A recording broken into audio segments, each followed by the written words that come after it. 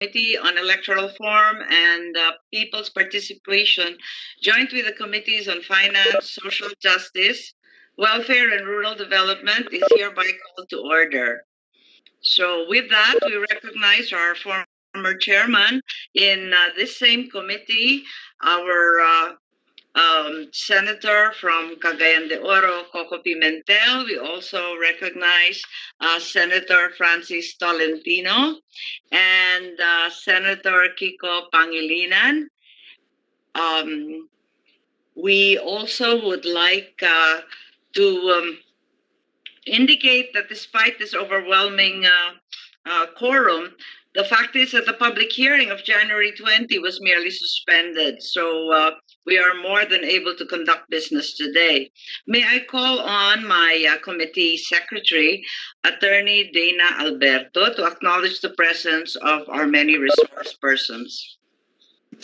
Good morning. The Committee on Electoral Reforms and People's Participation would like to acknowledge the presence of our distinguished guests, namely, from Comelec, Commissioner Marlon Casquejo, Executive Director Bartolome Sino Cruz Jr., Deputy Executive Director Teopisto Elnas Jr., Director Esther Villaflor Rojas, Director Jeannie Flororita, Attorney Albert Rodriguez, from PhilPost, Engineer Joel L. Zamudio, from National Council on Disability Affairs, Executive Director Emerito L. Rojas, from NCIP, Attorney Adrian S. Dunuan, and Mr. Ulysses Espinas, from Philippine Commission on Women, Ms. Maria Rebecca Rafaela Bailosis and Ms. Anika Hana Abiog, from PPCRV, Ms. Maria Isabel Banaobra, from NAMFREL, Mr. Angel Averia Jr., from Lente, Attorney Helen Graido, and from Ideals, Attorney Donatello Justiniani. Thank you.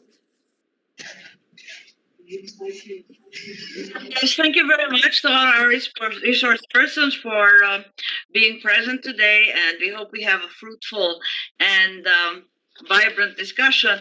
Given the presence of the sponsor himself of the resolution 639, Senator Kiko Pangilinan, let us begin with this resolution directing our committee to conduct an inquiry on the slow progress of voters registration and the preparedness of the Comelec to conduct 2022 national and local elections in the midst of the pandemic. I would like to call on Senator Kiko Pangilinan to make a sponsorship or introductory speech if he so desires. Thank you, Madam Chairperson, colleagues in the Senate, magandang umaga, and of course to our resource persons from the Comelec. Good morning to everyone. We'd like to thank the good chairperson for the swift response to our resolution. We believe this is timely, considering that we have less than 15 months before the May 29, 2022 elections, and even less months for the deadline of the filing of candidacies, as well as the deadline for voter registration. We filed this resolution precisely to look into the efforts as to how we may be able to step up voter registration and how we are working towards a COVID resilient, for lack of a better term, election process. We monitored in the news that according to Commissioner Rowan Aguanzon, a little over 1 million voters have registered of the expected 4 million. And therefore, given the timetable of a September 30 deadline, how can we ensure that as many who are willing and able to register are able to register? And second, there was also a news report quoting your spokesperson in the Comelec, Mr. Jimenez, that 7 million voters have been deactivated, whether it's because of death or because of failure to vote twice consecutively in 2 consecutive elections. We'd like to find out because again, 7 million is a huge number. We would like to know what efforts are being put in place. I understand there have been some adjustments made in terms of office hours. I also understand that there has been a decision to open registration or have registration during Saturdays. And these are welcome developments. I'm also interested to know if there are 4 million or 3 million voters, new voters still expected to register. How many must register every day until September 30 so that we can cover the 3 million? Or, and in addition, if there are 7 million deactivated voters, how many would want to be reactivated? And based on the figures, maybe roughly what, maybe 4 plus maybe 3, maybe 7 million voters who want to register until September 30. Is this feasible? What personnel amount of employees and staff of Comelec will be mobilized?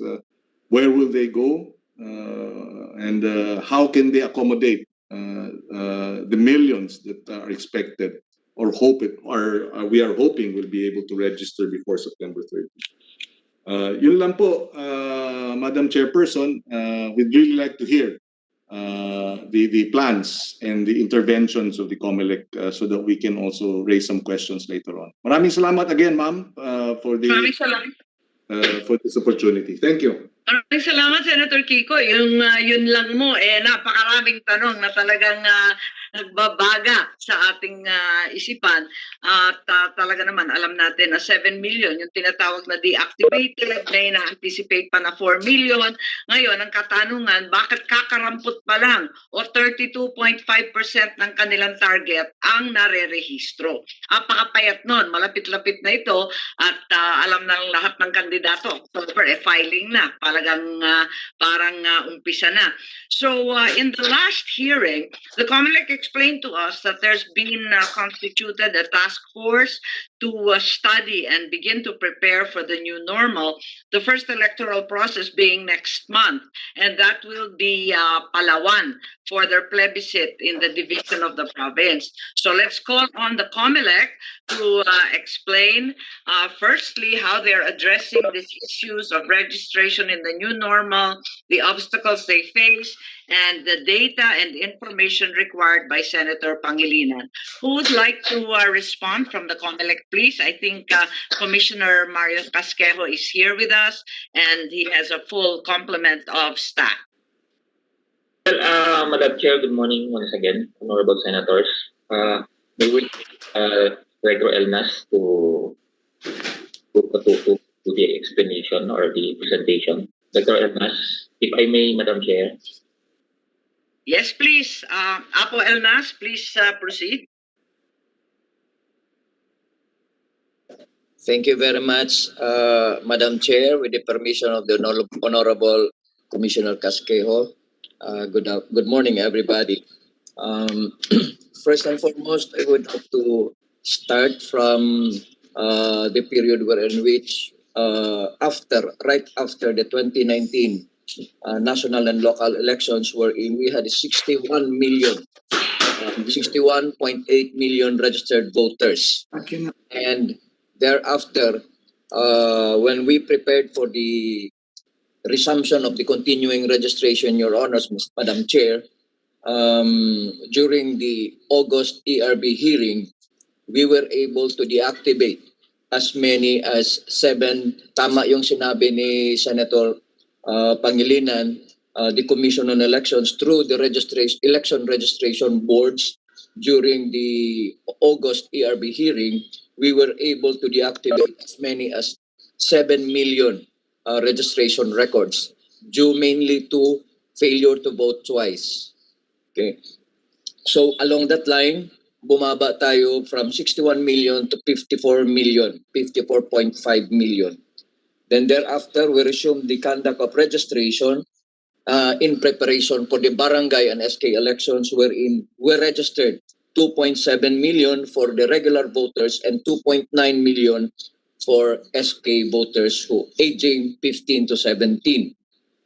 And considering the fact that the barangay and SK elections scheduled for the 2020 May was postponed or rescheduled, the Commission on Elections resumed the conduct of registration from January up to March, wherein we were able to register as many as 464,066 new voters. But unfortunately, middle of March, nagkaka-COVID tayo, nagka-lockdown tayo. So the Commission on Elections suspended the conduct of registration. And thereafter, we resumed the conduct of registration on September 2020, but with some restrictions because of the COVID pandemic. So though we resumed the conduct of registration, we limited the number of registration hours, and also we limited the number of registration days in a week. So making it registration from 8 o'clock only and up to 3 o'clock in the afternoon. And we have that disinfection day every week, which is Friday. Along that line, there were some areas where in which they were not able to conduct the registration outright because of some reasons, because there were some localized lockdown. The office of the election officers were locked down due to the presence of COVID cases in the area and some other factors.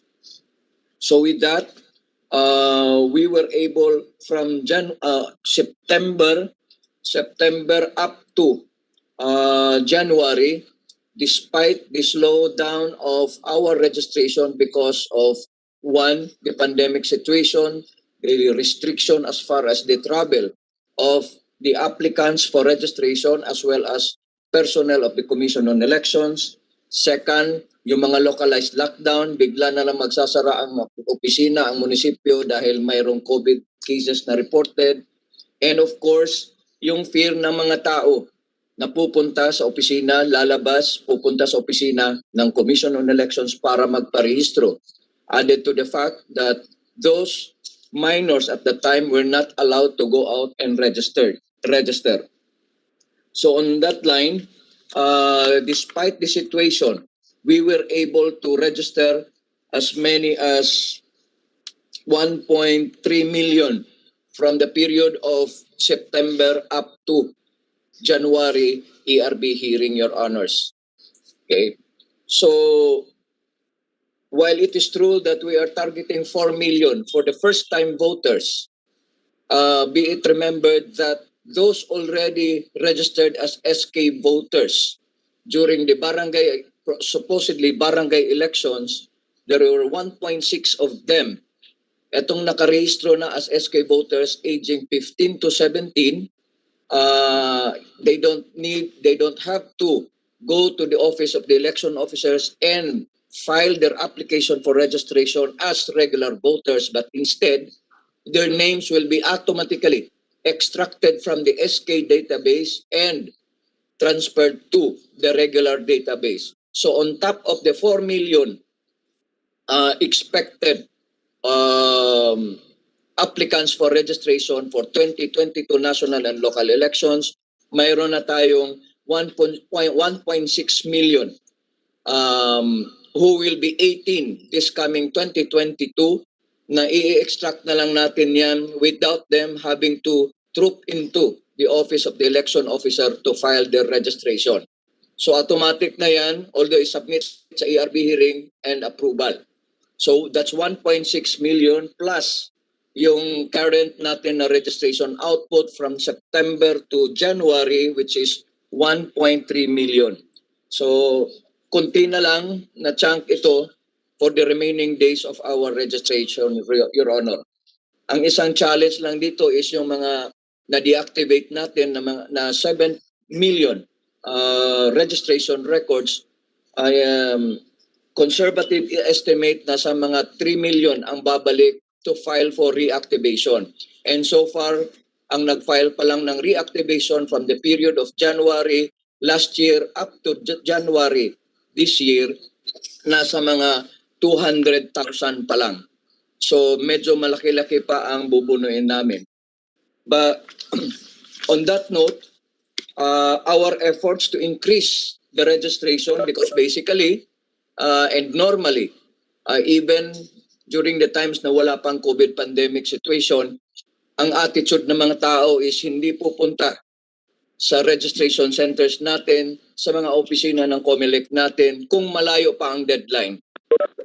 So what we're doing now is we directed our field officials, our election officers to conduct satellite registrations. Lumalabas sila, pumupunta sila sa barangays, pupuntahan talaga yung mga tao parang magpaparehistro. And these are captured registrants natin. Kasi minsan may mga opisina tayo, kahit open yung opisina natin for registration, nilalangaw ang opisina natin, walang pumupunta.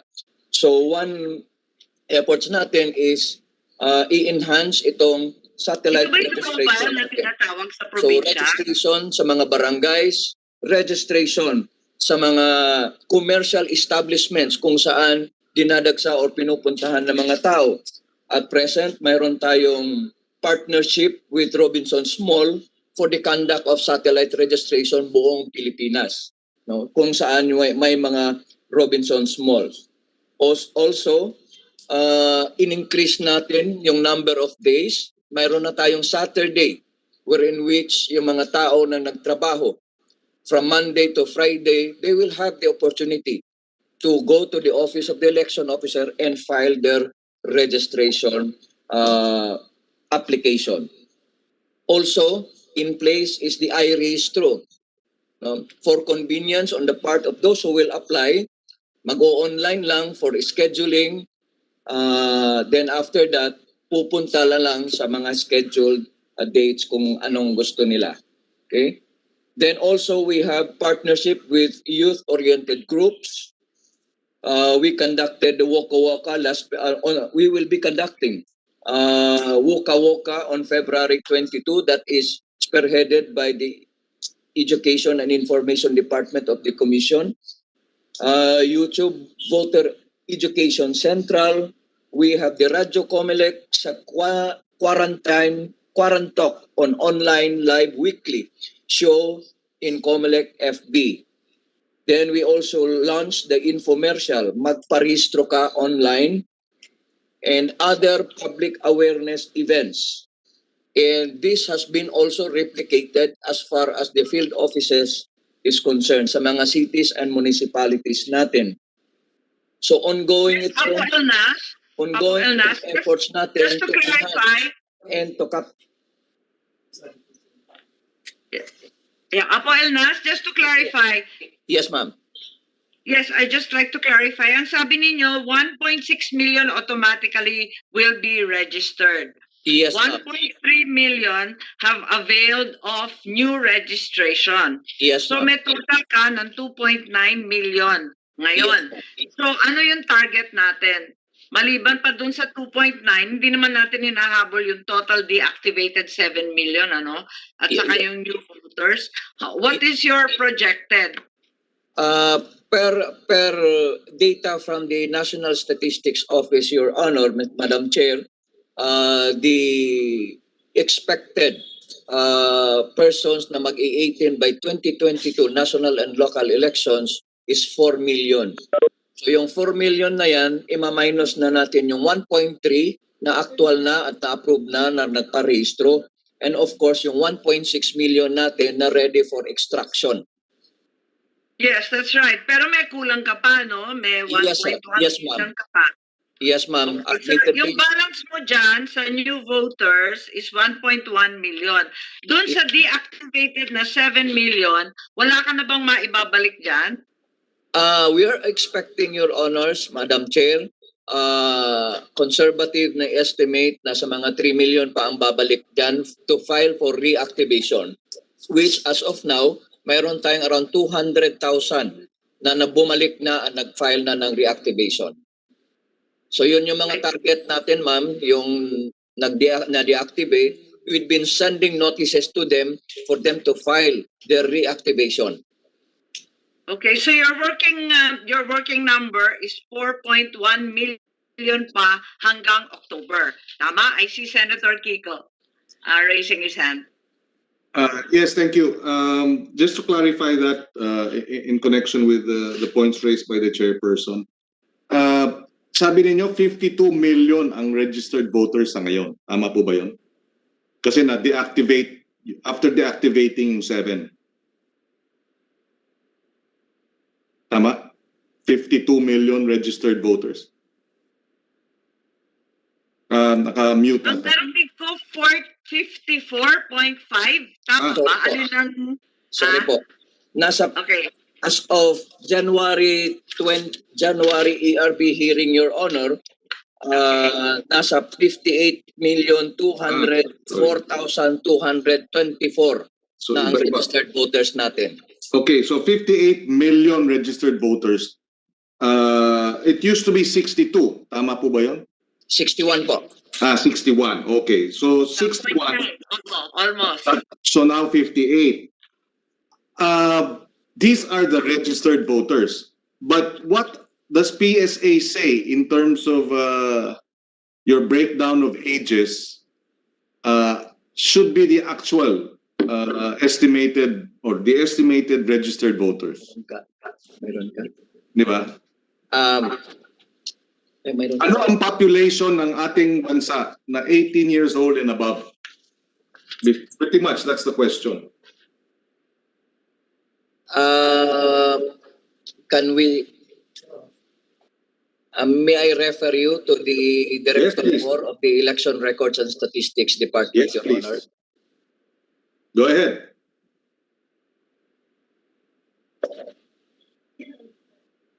Mayroon tayo dyan ba? Yes, who's going to answer?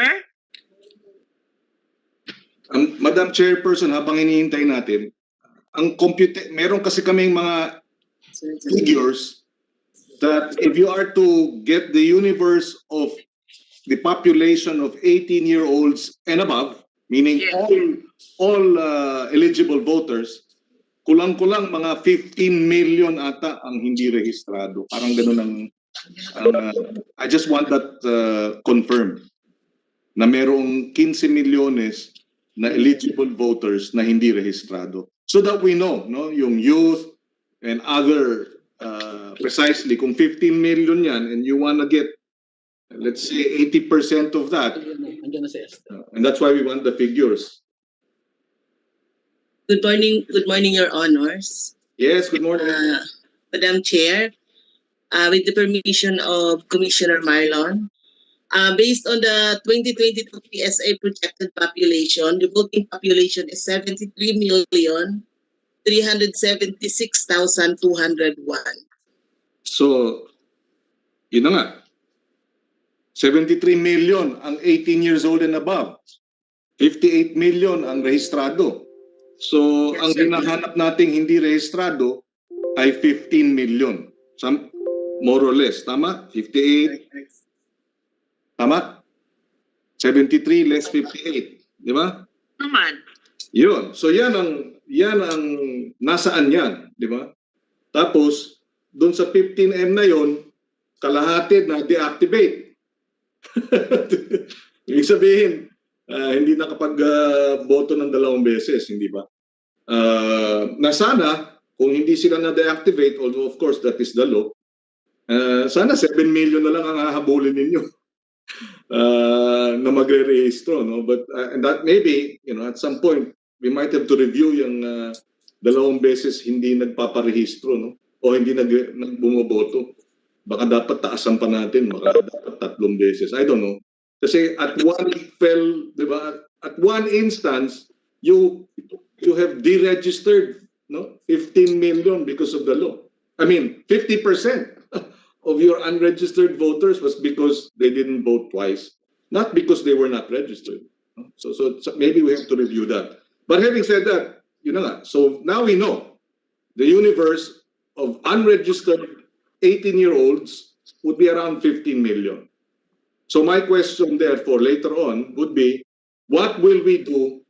What are the targets? How, what are your projections in terms of how many you will be able to register? How many are we registering today on a daily basis? At pagka pinoject natin yun, tatama ba tayo nung magandang numero o karapot lang? I will... Sorry. Following on Senator Pangilinan's question and information that in fact there's a 15 million balance, bakit yung working balance natin ngayon sa Comelec ay yung sinabi ni Director Elnas na 4.1 million lamang? Maliit yun kesa sa 15. So sabihin natin, may 2.9 already registered, pagkatapos may 3 million sa deactivated. Ang sinasabi ninyo, 4.1 million lamang ang balanse. When in fact, parang mas malaki di hamak yung sinasabi ng PSA.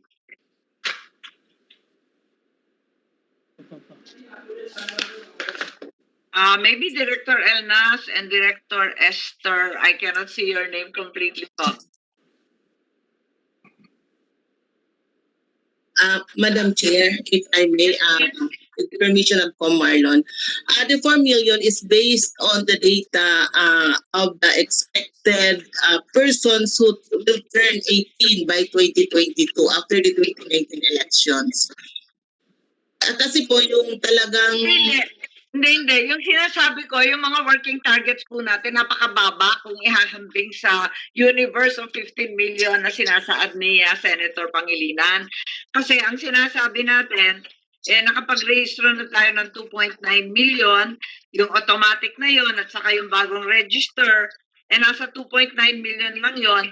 At ang tinuturing balanse natin ay yung remaining 1.1 million plus the 3 million from the deactivated, which totals of 4.1 million as the working target. Napakababa naman ng 4.1 million.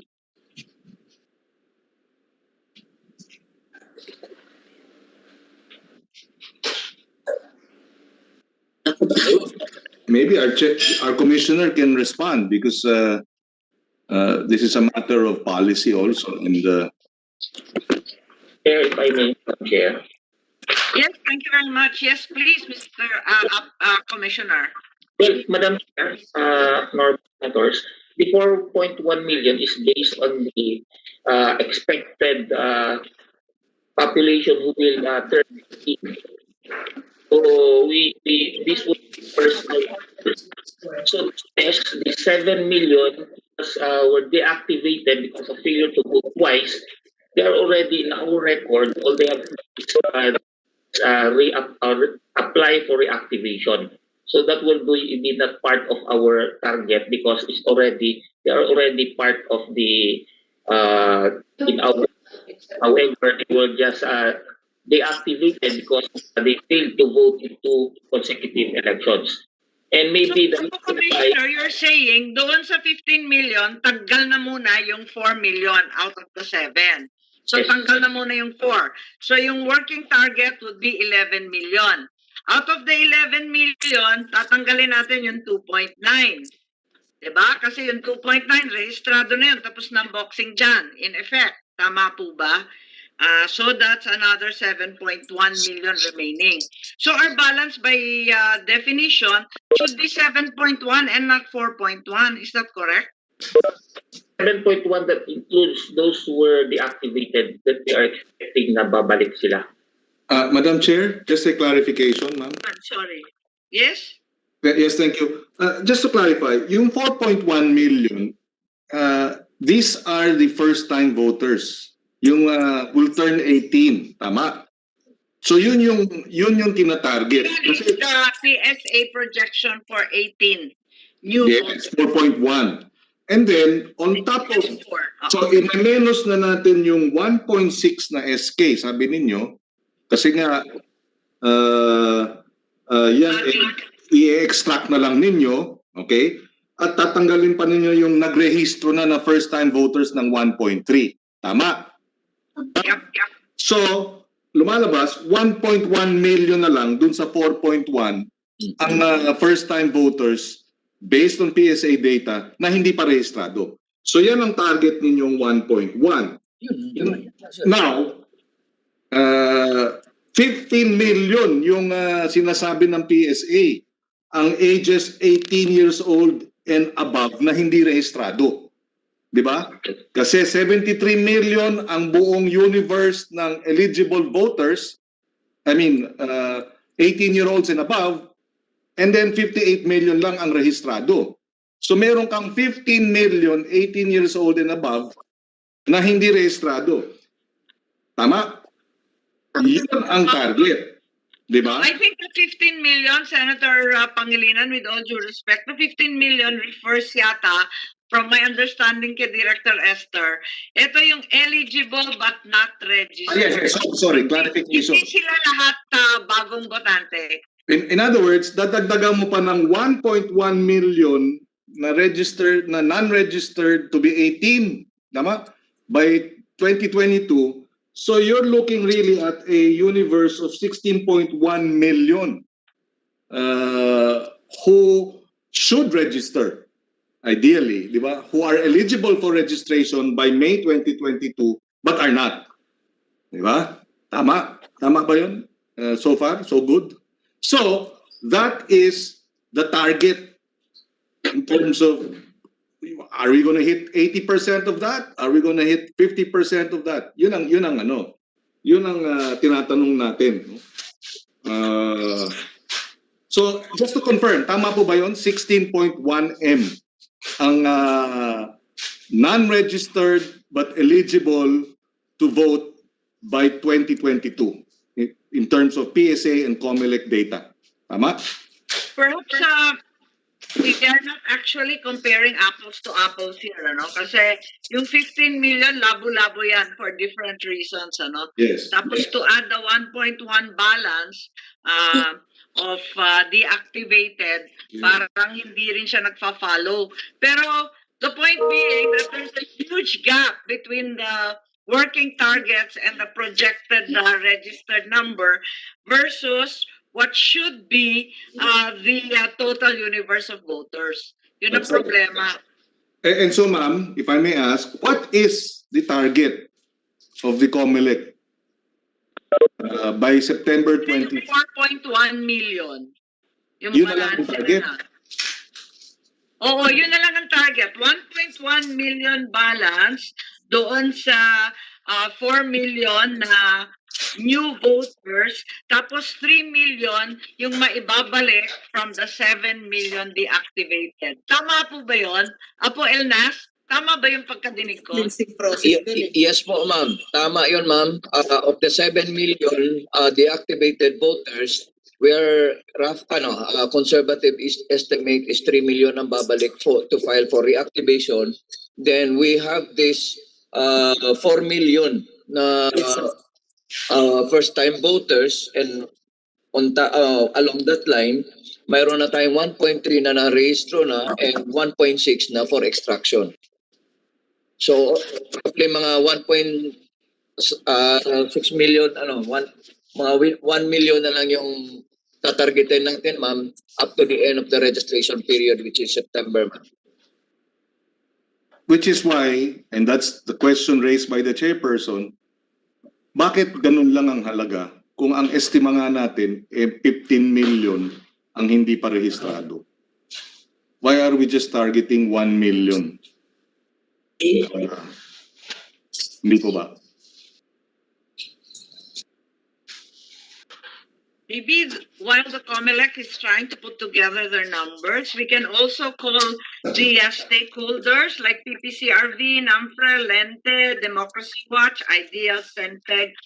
Do you have any input or recommendation with regard to the slow registration resolution of Senator Kiko? May maidadagdag po ba yung ating stakeholders? If I may Yes, clarify, please. Miss Buena Obra, which group do you represent po? PPCRV po. Okay, magandang umaga po. Thank you for the opportunity to clarify. I'd like to find out, just to clarify, there are overseas Filipino workers who I understand from Dole, about 500,000, who have returned because of the pandemic.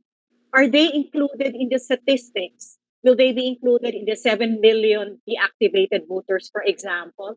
Will they be allowed to re-register so that they can vote, considering that it's going to be about just a year before elections? Baka hindi po sila makalabas ng bansa, pwede po ba silang maisama? Yan lang po ang tanong na gusto kong pong ma-clarify. Salamat po. If I may add, nung nakaraang meeting namin, pinag-usapan nga yung mga OFW, higit sa lahat yung mga seamen, na nagre-request na kung maaari, mag-rehistro sila na online, by mail, or sa iba pang paraan kasi hindi na nga nila kaya. Pagkatapos, yung mga repatriated OFWs na narito sa Pilipinas, nalilito sila kasi kung magre-rehistro sila sa Pilipinas, pagkatapos biglang ma-deploy sila sa abroad na siyang kagustuhan nila, disqualified naman sila bumoto sa ibang lugar. So, there were those questions that you rightly pointed out last time. Perhaps we call on Comelec to address these issues that have probably contributed to the slow registration as well.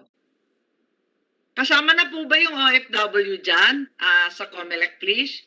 Madam Chair, yung 15 million as according to PSA, that includes also the overseas OFWs. Kasi marami din naman kasi mga OFWs na mahirapan talaga sila magparehistro. So even if we get the data from the DOLE, yung nasabi ni Senator Drilon, there are about 15 million overseas workers. So maybe we can look also into the registration, the continuing registration that will allow registration through online or let us say filing of application online, kasi naging problema kasi because malalayo yung mga kanilang post, so they cannot go to the post to personally file for application. So those are situations na medyo nahihirapan yung ating overseas o yung ating office registration. So Yes, Commissioner. yes, Maaari po ba o kailangan ng batas yung international registration na hinihiling ng ating mga OFW, yung mga repatriated? Kasi hindi nila malaman kung saan sila maglalanding by May 2021. Kung swertihin sila at ma-deploy ulit, abay nasa abroad, nakarehistro sa probinsya dito. Yes. Hindi nila malaman kung pwede daw yung international. Ganun din ang naging issue dito, Madam Chair, because once they return their registration in the Philippines, yung kanilang registration abroad will be cancelled. That's So, right. na transfer. Kapag nag-deploy sila on election day, they are disqualified. Madam Chair, if I may Ganun din interject. yung mga seamen, malaking problema. Yes. Yes, Senator Francis was Yes. with me during the January hearing, Yes. and this was discussed. Yes, Senator Yes, I think- Tolentino, please. I think, with due respect to the Commissioner, I think I was the one who raised that issue during the That's previous hearing. It's not just the question of how to register, but ultimately the question is how and where to vote insofar as the seafarers are concerned. Nasa laot sila eh. 6 months ang kontrata ng seaman, yun ang sa seaman's book nila. Kahit nakarating sila sa, if I can remember correctly, my example was Rotterdam. Even if they reach the port of Rotterdam, they have to travel to The Hague to go to the embassy and vote. So the rest of the story goes that way. So it's the manner of voting, perhaps, not just the registration. Just an input, Madam Chair. Thank you. Yes, that's right. That was brought out very, very clearly in the last hearing, and probably answers some part of the question of Senator Pangilinan na pagkarami-rami talagang hindi nakakaboto. Kung mababa yung local registration, di hamak na mas kakarampot talaga yung OFW.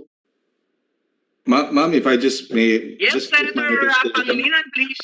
hindi pa nasasagot yung tanong natin na 15 or Oo 16 naman, million babalik tayo doon. Kailangan, may utang pa sila. ang eligible to register but are not registered. Malaking bagay po ito dahil tandaan po natin nung May 2016 elections for the president, 16 million ang botante na bumoto kay Presidente Duterte. So itong 15 million na to ay hindi birong numero ito. The presidency and the Senate, composition of the Senate, the composition of the House will all depend or can very well depend on if we are able to register or not more of those who are not registered. Hindi po ba? Yes, that's right. And as any OFW will tell you, sa hirap na inaabot nila sa abroad, sa dami ng perang pinapadala dito, wala nang iba pang may stake sa kinabukasan ng Pilipinas kundi yung OFW nga naman. So, pwede hong ma-clarify? May we hear from the Comelec once again and inquire if the working numbers are aligned with the PSA data? It's important to know that, Madam Chairperson, with your permission, because, if it's 15 million, how many a day should we be registering to get, even just half of that?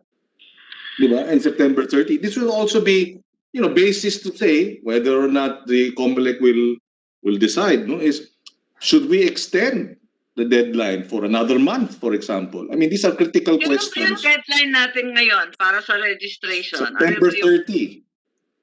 Yun na yung final deadline natin? Yes, ma'am. Yun ang so far. But, that's why nga, we need to know the numbers so that we need to know if we're actually nakatukod pa sa datos at sa... Kasi kung sinasabi natin 4.1 million lang ang target natin bagong magre-rehistro for the youth, 3 million yung mare-reactivate, di ba? Kulang pa rin. That's why we want to know what the Comelec's position is in terms of what we feel, and the chairperson has also observed, is a low target. Anyone from Comelec can respond, please? Well, Madam Chair, Honorable Senator, we will look into that. I will raise that in the NBank meeting this next week, Wednesday, to align with the PSA's expected number of registered, eligible but not registered voters, because we're going to consider also those overseas voters who were repatriated, on how we're going to treat them if they can still vote as overseas, even if they are in the Philippines, or they really need to transfer their registration so that they can vote in their localities. So we will raise that, Madam Chair, Honorable Senator. Okay, we will await the information from your side, but in the meantime, perhaps more constructively, are there any solutions that we can recommend at this juncture? Already, Senator Pangilinan has said that we could probably extend the September 30 date. Is that doable given that filing for candidacy will occur in October po? Well, Madam Chair, when it comes to the extension of the registration, there will be a tight schedule of our timelines because going to cluster those precincts into how many precincts for the preparation of the next stage of our AES components, Madam Chair. So I understand, Mr. Commissioner, there's really not much wiggle room between September 30 and October. What else can we do? Because Director Elnas already told us na nasa broadcast na kayo, naka-online na kayo, nakipag-partner na kayo sa mga youth group, nag-i-rehistro na kayo with Robinsons at kung saan-saan pang mobile satellite areas.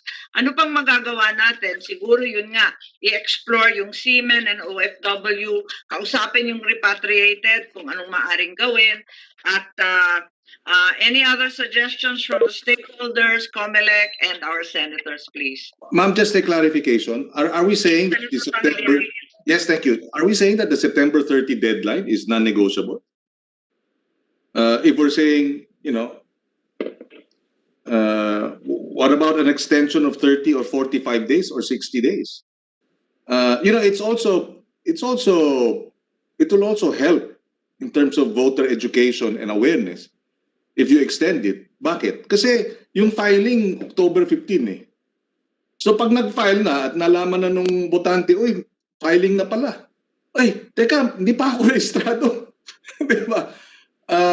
In other words, here we are trying to come up with information dissemination campaign so that people will register. Your biggest information dissemination campaign is when the candidates start filing. Because doon nga ngayon magkakaroon ng greater awareness, hindi mo na kailangan ng gumastos ng 'di ba? Para ikampanya 'yun dahil that in itself. Excited na tao eh. Yes. Uy, nag-filing na. Teka, magrehistro na tayo. So, if it's just a matter of 30 days extension or 45 days extension, I think the Comelec should consider this. Because precisely, you have 15 million estimated who are not registered. So, every step at getting them to register should be taken into consideration. And we hope that the September 30 deadline, considering the number of those who have not registered, the number that we have deactivated, that's the least we can do. Accommodate, di ba? More register, more time to register. Commissioner Casquejo, kailangan po ba ma-finalize yung voters list bago magkaroon ng filing? O pwede namang habulin pagkatapos kasi boboto pa sa Mayo? Not necessary, Madam Chair. The filing is not dependent on the voters. But what naging effect is the tight schedule of our configuration of the machines and location for the 2022 NLP kung ilang clustered precincts yung natin affected dito. So, but then again, we are not closing doors, Madam Chair. What I'm saying is it will be a very, very tight schedule for us in our time. So, ang daming apektado from the configuration, from everything, and so on and so forth. But then again, we will look into that situation, Madam Chair. Tama po yun. We understand completely the exigencies of COVID and all the problems that have ensued from it. At step 1 pa lang to, yung botohan, isa pang drama yun. Yung campaign, isa pa yun. Marami po talagang problema itong kampanya at halalan sa panahon ng pandemya. So, Eric Alvia, I think, is raising his hand. Eric, please. Yes, ma'am. Ma'am, yes, may we also be clarified as to if Comelec would allow the public to be made aware of the 7 million who have been delisted from the list. So at least the public will be made aware if he or she is still part of the list. That's one. Then another would be also, yeah. That's a good Then start. the second one, ma'am, would be, yeah. Are those lists available in the Comelec offices right now? Are they made public, as Eric has said? Yes, Madam Chair. It's posted in our bulletin boards of each OEOs. And even during ERP hearing, they were notified that they were deactivated. Okay. Madam Chair, Can that be made online also? Yes, we will do that. Madam Chair, just on that point. Yes, please. Yes, nabanggit ninyo na they just have to apply for reactivation. That means they still have to go physically, no, to the Comelec and apply for reactivation. Tama po ba yan? Yes, Madam Chair. Correct, Madam Chair, for verification whether or not that person really is the person who is applying for reactivation. But they don't do again the capturing of the biometrics and also the fingerprints unless they will change their signature. Okay, so it's simpler. Yes. It's simpler. Okay, sige. Maraming salamat. Thank you. Thank you. I think Eric had another question, but he doesn't seem to be present anymore on my screen. Ma'am, I'm still around. Yes, ma'am. I Okay. just turned off my video. I have connectivity issues. Yeah, The you second had one another would be, question? yes, ma'am. The second one would refer to the transferees also, because we know that, as mentioned already by Ms. Pinoobla, there are a lot of OAVs who have the potential to be voters. Now, in fact, most OAVs are eligible voters. But some of them have been repatriated, or another would be the issue of those who availed of the Balik Probinsya program. What about those transferees? Are they part already of the so-called 15 million cohort or the 7 million that has been discussed earlier? Thank you, ma'am. Okay, perhaps the Comelec can reply about the Balik Probinsya. I think the OFW and Seaman, Director Esther mentioned the 500,000 returned OFWs, ano, kanina. Tapos yung napakarami pang ang abroad na talagang hindi naman makarehistro o makagalaw. Paano yung Balik Probinsya? Meron ba tayong datos nun? With regards to that, Madam Chair, if the said person is already a registered voter in overseas, or a registered voter, let us say in Metro Manila, and then he availed Balik Provincia, then he is not included in the 15 million. But what he will do is he will apply for a transfer of registration. So simple lang dapat. Million target, Madam Chair, kasi registered voter na siya. That's right. Registered voter, then he's included in the sinasabi ng PSA.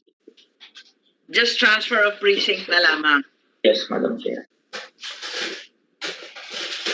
Can the same thing apply to the OFWs na tantamount to transfer of precinct pero ibang bansa?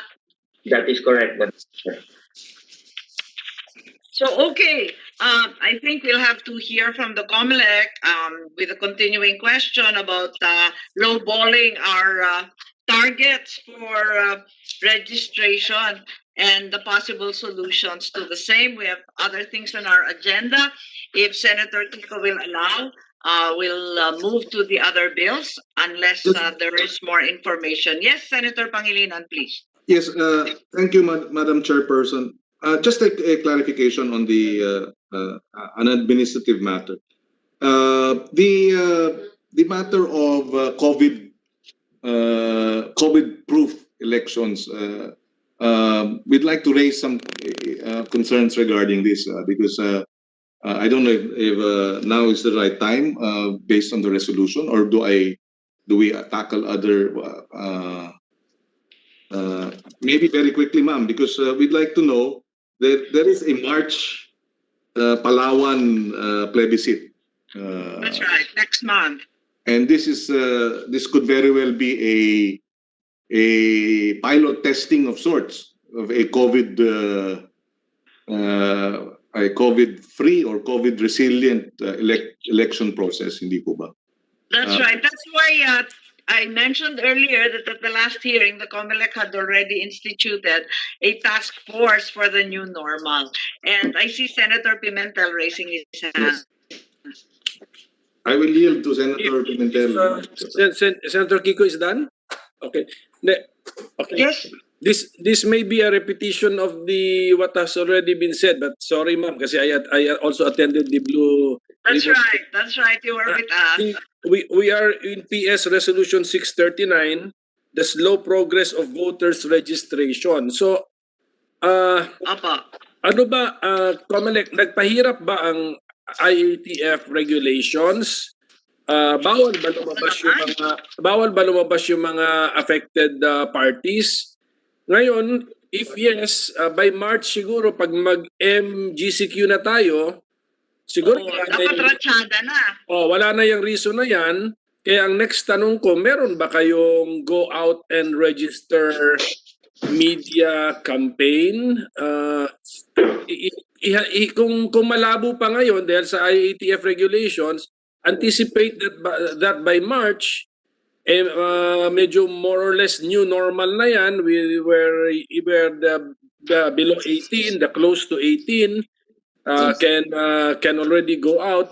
Implement po natin yung go out and register campaign if meron. Kaya yung tanong ko, meron ba? Madam Chair. Yes, please. Yes. Elna. Yes, Director Elnas, please. Thank you, Madam Chair. Now, as far as the restriction is concerned, while it is true na yung mga 60 above and yung mga 18 ay hindi, but at that time, hindi pa pwedeng lumabas. Pero once nasa opisina namin sila, ang instructions namin to the election officer is for them to register, for them to receive the application for registration. So, yun ang namin sa yun ang policy natin. Then second is yung efforts natin mayroon tayong efforts in place na one is yung satellite registration, pumupunta sa labas yung mga election officer natin sa mga barangay, conduct satellite registration, plus mayroon tayo ngayong March na gagawin with all massive information campaign na nagsasabi na lalabas itong mga tao na hindi pa nagparehistro at magparehistro sila. That's our campaign through the media, through social media, through the radio, etc. Enticing people who are not yet registered to register this coming March po.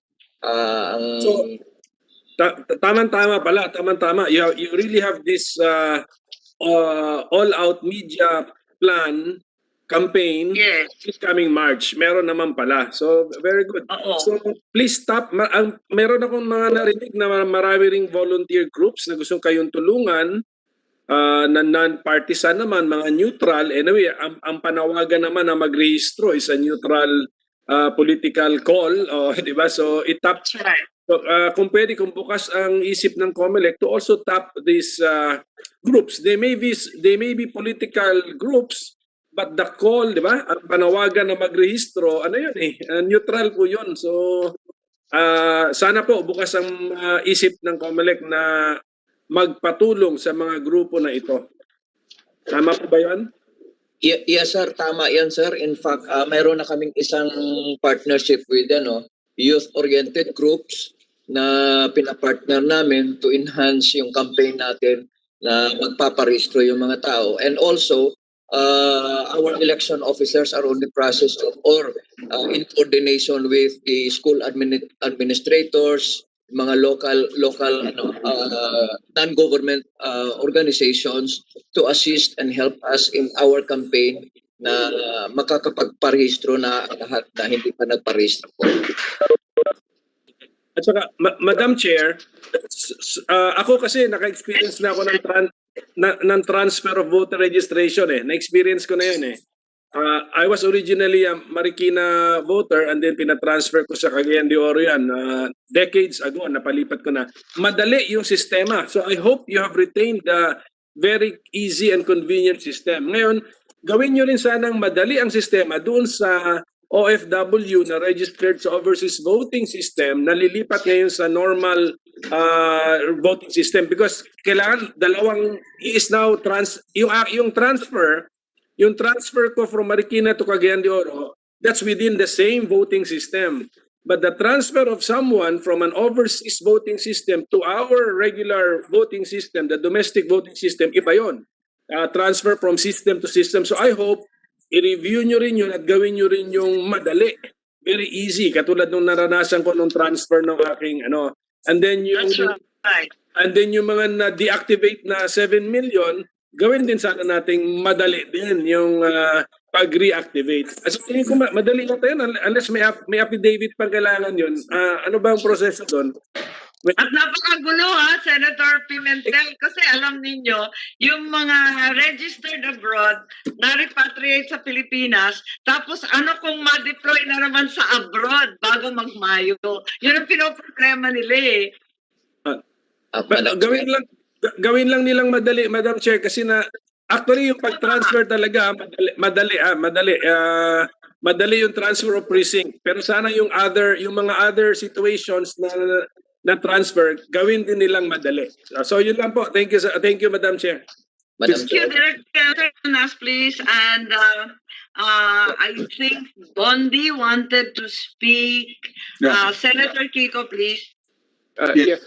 Mauna ng vote na sila, and then I'll raise my a few more questions. Just a few more questions.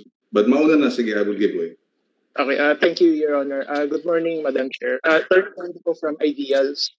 But in relation to what the Honorable Senator Pimentel raised earlier, Ideals also caters to the legal needs of the marginalized people. And may lumapit po sa amin from the seniors. They were asking if paano po sila magre-register considering na under the IATF guidelines, persons above 65 are required to remain in their houses, except for when obtaining essential goods and services. Now, it was mentioned earlier by the Comelec that they will entertain seniors, but perhaps it's not clear to them if ang registration po ba for voting ay isang i-count as essential service. Because when Comelec started entertaining citizens for registration last year during September, nasa balita po na the Joint Task Force COVID Shield commander, in fact, discouraged minors and seniors to register for voting until the later part of the year, because in-anticipate po nila na hopefully by that time meron pong vaccine. So siguro po isa po sa mga nakadagdag dun sa konting pag-register ng vote is yung siguro hindi po malinaw sa mga seniors lalo na kailangan po na pwede naman po silang mag-register sa COVID, except that they are afraid of going out because of the IATF discouraging them. And of course, there's also the fear of the health concern fear na even if allowed sila, syempre natatakot pa rin po silang lumabas because of baka makontract po sila ng COVID. So may ganun pong concerns na lumalabas. I agree, Dondi, kasi to the credit of Comelec, talaga naman na nag-effort na sila na i-disseminate yung information. Ngunit yun nga, takot yung tao lumabas kasi pinagbabawalan sa mga localized ECQ, mga IATF guidelines sa 60 and above, pati yung 18 years old and below, napakarami ng sakop niyan. Kaya hindi talaga makapagrehistro ano man ang energy na pinapakita ng Comelec. Pero talagang pilitin pa rin natin. Senator Kiko, please. Yes, thank you, Madam Chairperson. Just a few more questions. Dun sa 1.6 million na i-extract from SK, do they have to do anything? Itong mga 15 to 17 who will turn 18 pagdating ng May 22 elections? This is yet to be approved, no? So hindi pa to official, tama po ba 'yon? And number two, kung ma-approve ito,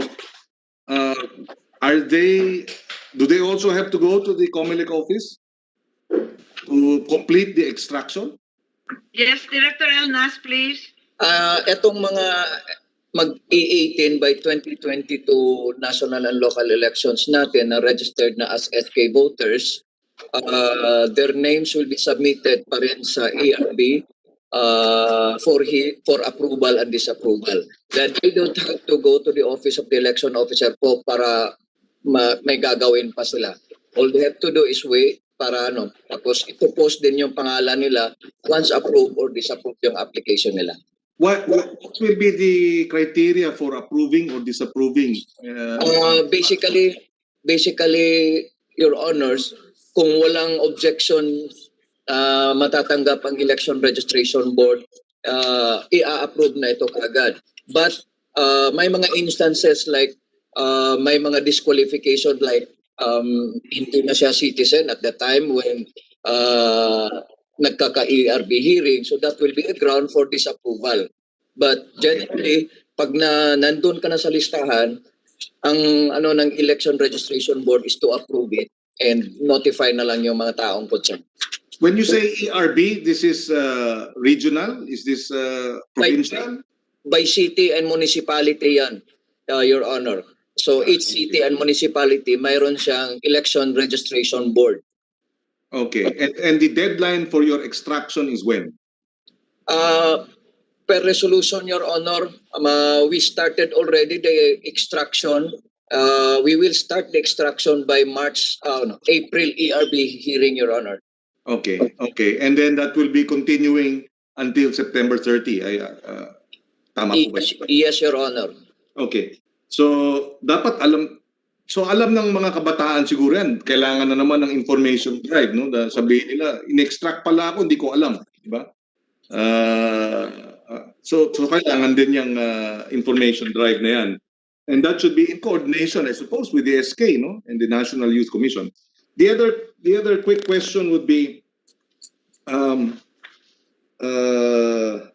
well, the reason why we want to have those numbers, and maybe it can be submitted na lang po, Madam Chairperson, yung ano yung target ninyo of the 15 million, because we want to know the daily, ipoproject natin. Kasi kung 3 million voters, dati kino-compute ko, hanggang September 30, I think you need something like 80,000 a week, di ba? Of registrants for the 32 weeks. Parang ganon. So, if we're looking at a 7 million target or a 10 million target, titingnan natin, di ba? Anong kakailanganin gawin ng Comelec para ma-absorb lahat yun? Dapat siguro matagdagan yung satellite registration. Dapat siguro magkaroon ng, tama yun, wag na ho sa opisina dahil yung iba natatakot pumunta sa opisina, mag-satellite na kayo. Doon na kayo sa mga basketball court, doon na kayo sa, hindi po ba, sa mga convention center, sa mga gymnasium. And just a final manifestation, Madam Chairperson, number one, there is a option to extend the deadline. This will be discussed, no, by the Comelec. They're not closing their doors to a possible extension of the deadline of September 30. Number two, they will go back to the drawing board, for lack of a better term, and consider reviewing or will review the targets of 4.1 million in light of the PSA data that you actually have anything anywhere between 15 about 15 million 18-year-olds and above who are not registered. So the 4 million target for registration is a bit low. And number three, we really urge the establishment of satellite offices. Kung kulang ang tao po ninyo, now is the time to give them jobs dahil marami sa mga kababayan natin walang trabaho. Baka dapat kasama na sa tulong at suporta sa ating mga kababayan walang trabaho, kumuha tayo ng mga dagdag na personnel para dito sa mga kailangan gawin para ipaghandaan yung May 22 elections. We have no other questions, Madam Chairperson, on the resolution. Chair. We are thankful again for this opportunity. Thank you, Senator Pangilinan. May I just quickly request, given that Senator Kiko has already requested some information, by way of assisting Comelec towards a solution, meron ba kayong listahan? Sigurado may breakdown naman. Saan ba yung mga lugar na napakaraming na-deactivate na hindi nagsiboto nung dalawang huling halalan? Baka tutukan natin yan at magpasaklolo na rin tayo sa mga LGU dahil it's in their interest naman na talagang magrehistro ang karamihan ng botante. Meron ba kayong listahan kung saan karamihan yan? Island provinces ba yan? Barm ba yan? Saan ba yan? Na tutukan natin ang todo. Tapos nandyan naman yung DBM, baka bigyan pa kayo ng konting pera para dyan, dun sa mga lugar na yon. And maybe you can make specific guidelines or somehow urge the personnel in the relevant offices where so much deactivation has occurred to ratchet up their efforts. Siguro may number naman kayo yan, Director Elnas, ano?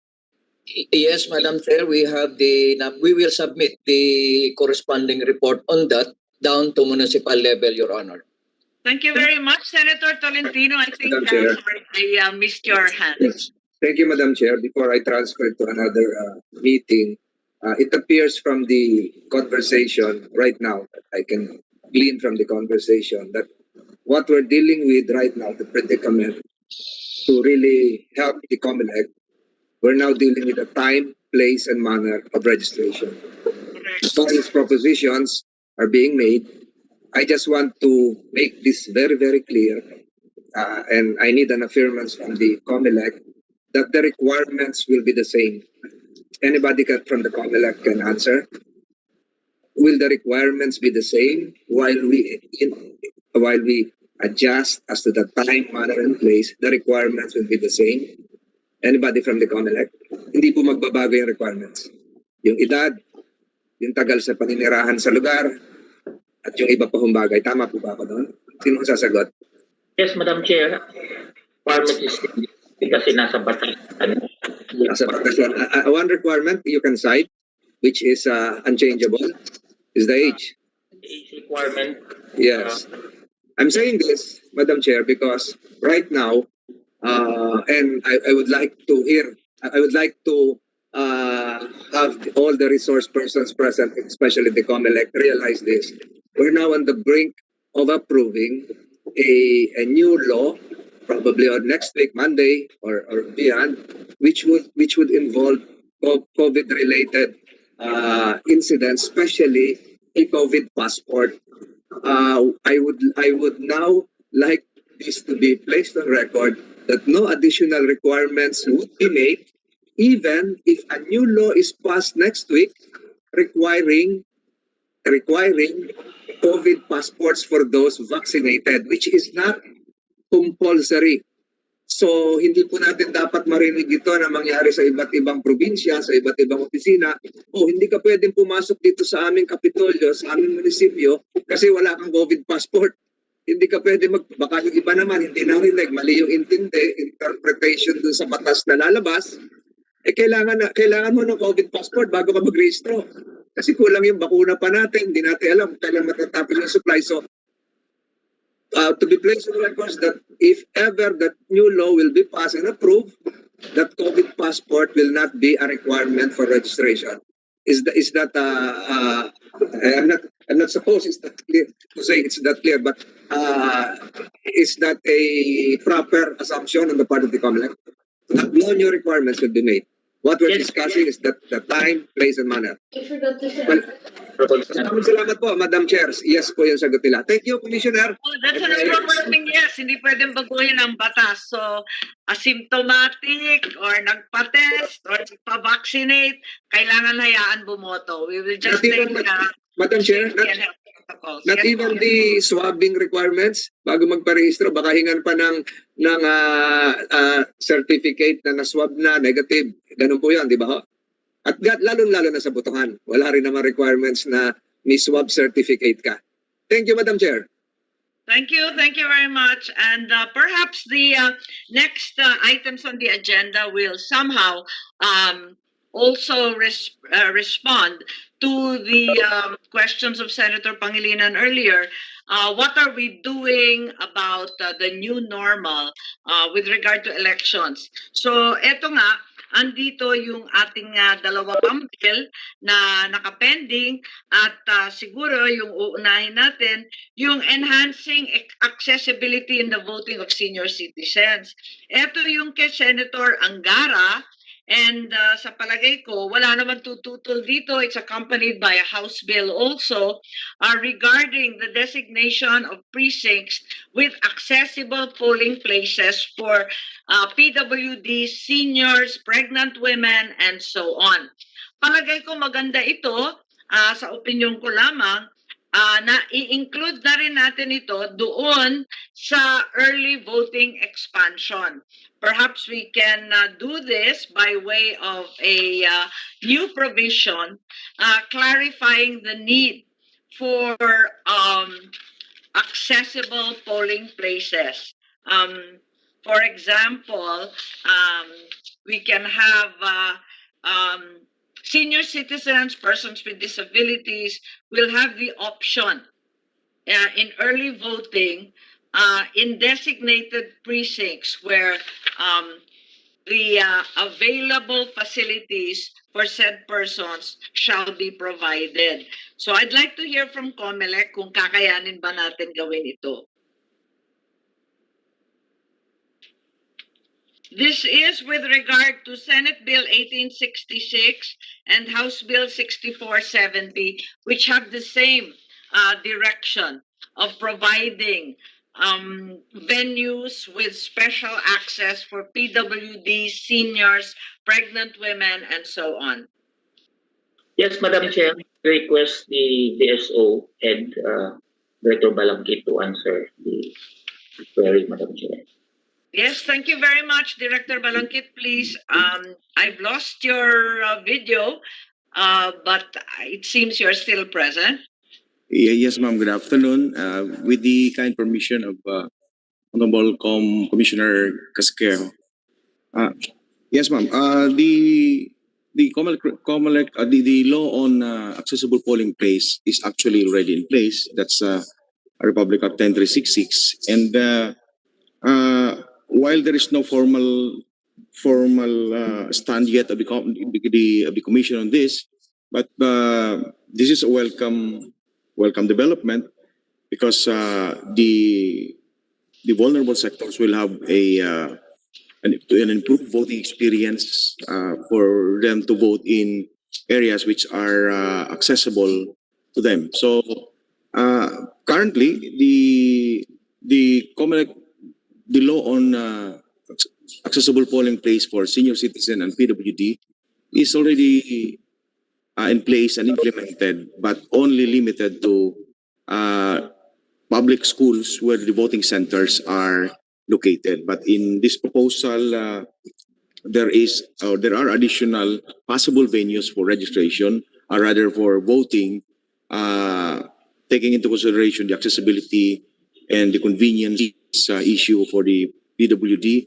And in addition, there is now the other vulnerable, no, the heavily pregnant, because it used to be the law only applies to senior citizen and PWD. So this is yes, ma'am. So this is actually a welcome initiative for Comelec insofar as the proposal for designating other venues other than the public school.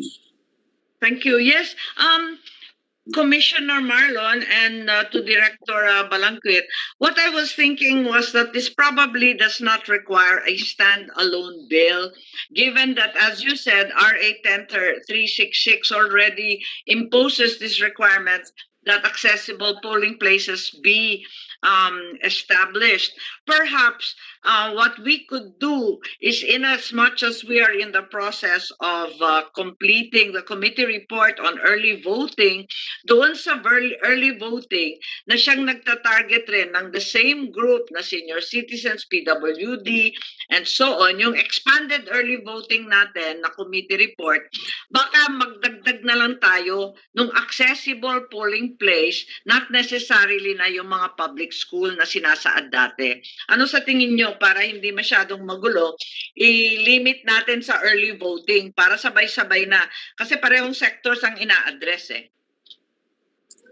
Yes, ma'am. I believe so. That's reasonable and practical because that would definitely safeguard and protect our vulnerable sectors, and to their convenience, they will be voting not in together or within the general electorate in a crowd during election day.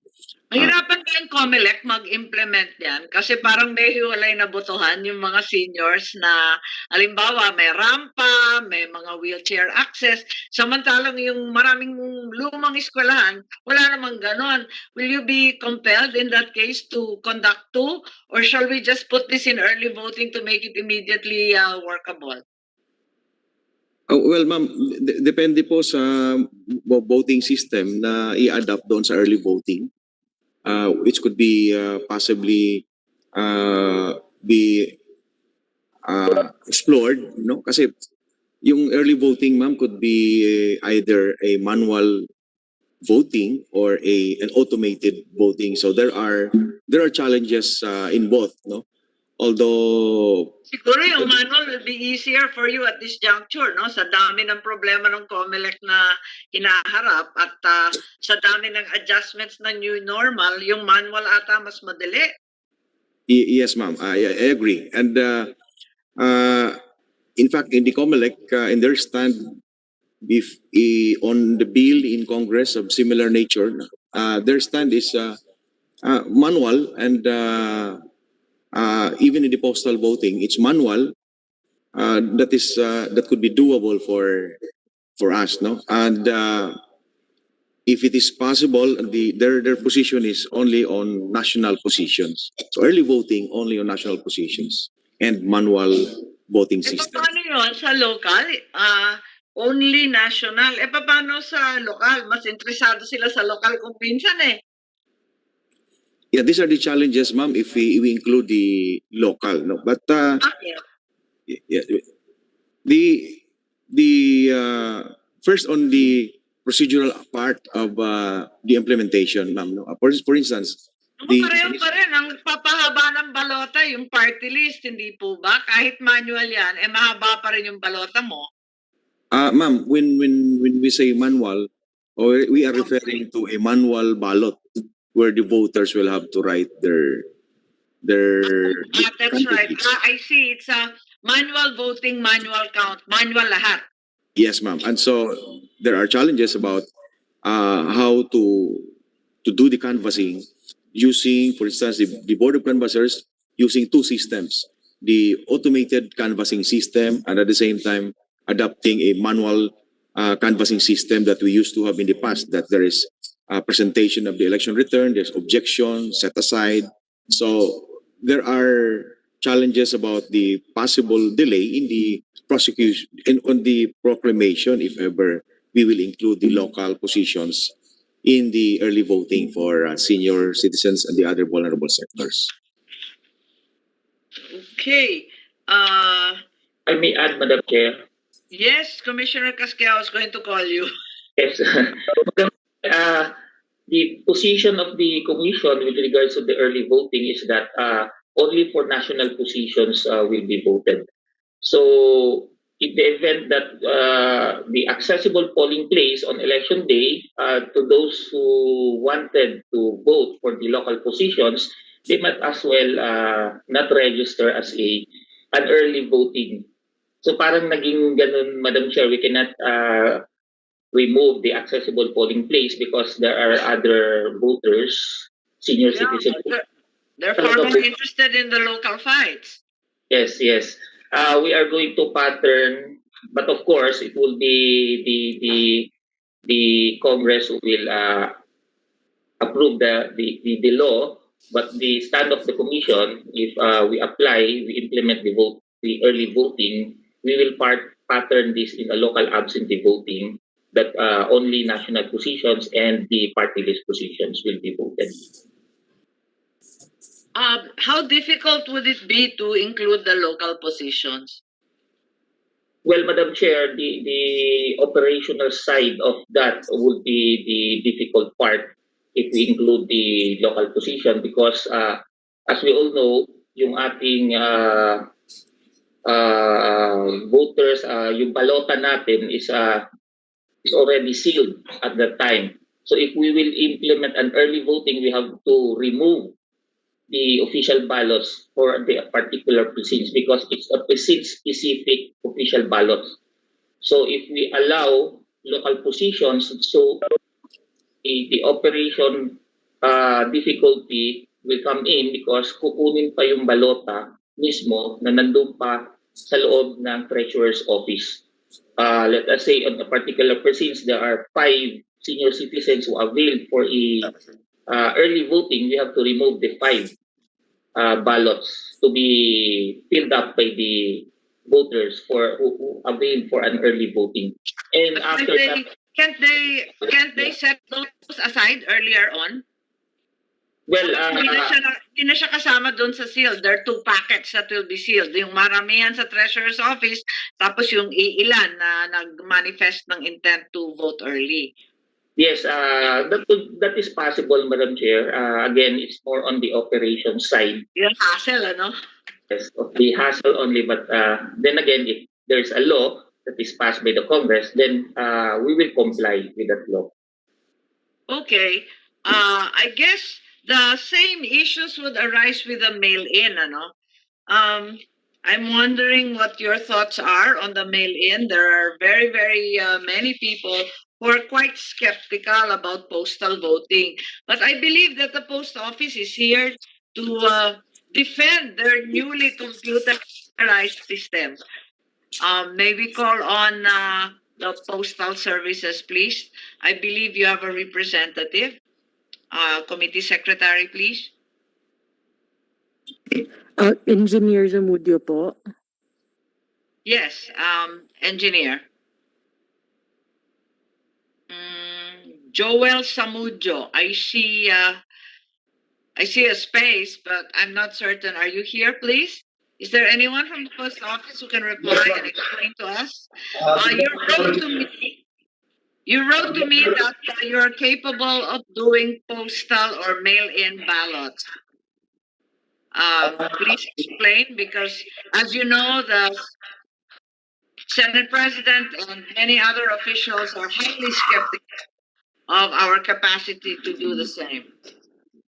Madam Chair, Yes, please. we already sent our position to your office. It was open. Yes, your audio is coming in quite unclear. If you can come closer to your mic, please. Clear na po, madam? Okay na po. Much better, thank you. Okay. Actually, we already had an experience in delivering election mails from other countries like Spain, Austria, Romania, and France. We also had experience in overseas absentee voting with Oo, Comelec. ginagawa natin sa absentee voting yung postal. By 2022, we already have the infrastructure and facilities to include computerized mail processing and track and trace to ensure that the ballots will be delivered on time and secured. We already Okay. have. First time natin gawin to sa lokal. Iniisip ko lang, paano ba ginagawa yung local absentee voting? Mail-in rin ba yan? I have a team coming from our international affairs already doing research, asking the help from US on how this is being done. No, engineer, we're all aware that mail-in is being done for absentee overseas voting. Ang question ko, meron rin tayong local absentee voting. Mail-in rin ba yan? It's just a matter of information. Maybe someone from Comelec can reply. Yung local absentee natin, postal service din ba ginagamit? If I may. Yes, anybody from Comelec? Paano nga ba yung local? Yung local absentee? Yes, please. Anyone from Comelec, Yes. please? With the confirmation of Commissioner. Yes. Okay. Director Balingkit. Ma'am, yung local absentee voting natin is personal po siya, no? Personal siya. Normally, it's in the for example, if it is in the camps, it's one of the areas or classrooms in a camp, no? For media, for instance, in NCR, it's in the regional office. In some other areas, in the provincial office. So this is as an in-person voting. So it's not absentee at all. Yes, ma'am. In person, but absentee in the sense that they will not be voting in the place that they are registered voter. That's why it's a complete misnomer, actually. It's local. Yes, ma'am. It's actually similar to an election day process, but they would not be voting in their voting center in the barangay or city where they are registered voter, but they will be voting in a particular place where they are working or performing election duty on election day. Do they vote on the same day? No, ma'am. Normally, yeah, there are earlier, ma'am. Earlier. 3 days before, 3 days of voting for local absentee voters. So there's really no postal service involved. They still have to go there in person. Ang Comelec lang nahihirapan at magse-set up kayo ng, kumbaga, hiwalay na presinto sa ibang lugar.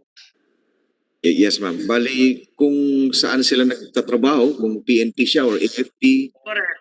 or saan siya naka-assign on election day, kahit naka-assign, kahit nakarehistro siya sa ibang probinsya, there is this convenience of still allowing to participate in the election but only for national positions by going That's right. to that place, by going to the venue. I've actually seen that. That's why I was baffled by the continued use of the term local absentee. Samantalang nakikita ko naman sila, yung mga sundalo at pulis na maa-assign ng Comelec sa araw na yon, abay bumoboto naman sila in person. Kaya ako nalilito. Thank you. Let's go back to Engineer Samudjo po.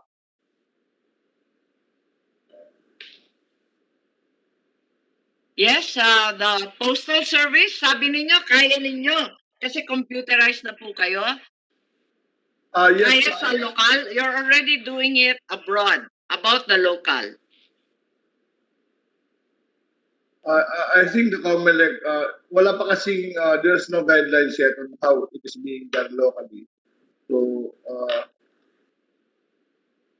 in terms of the voting, kasi we might add additional, we might request additional support from the government because we might hire additional personnel to support this mail-in voting. Yes, of course. It's a whole new It's a whole new effort. So you'll probably need a logistics and personnel complement that's also entirely new. Ngayon, Commissioner Casqueo at yung mga taga-Comelec, nabanggit na yata ni Commissioner Guanzon, pati si spokesperson Jimenez, nabanggit na yata nila na po pwede siguro kung i-pilot lamang. Kasi nga first time natin sumubok ng ganito, is that something that we can actually do? Kung saan sabihin natin, yung Postal Service at yung Comelec have agreed that these are areas where the Postal Service is pinaka-efficient, pinaka-reliable, at matututukan, doon lang tayo magpa-pilot. Halimbawa, pwede ba kaya yun? Kasi that's what we also did with automated, di ba? We chose the BARM election as the pilot. Yes, Madam Chair, with the passage of the law, we can do a pilot test with regards to that mail-in voting.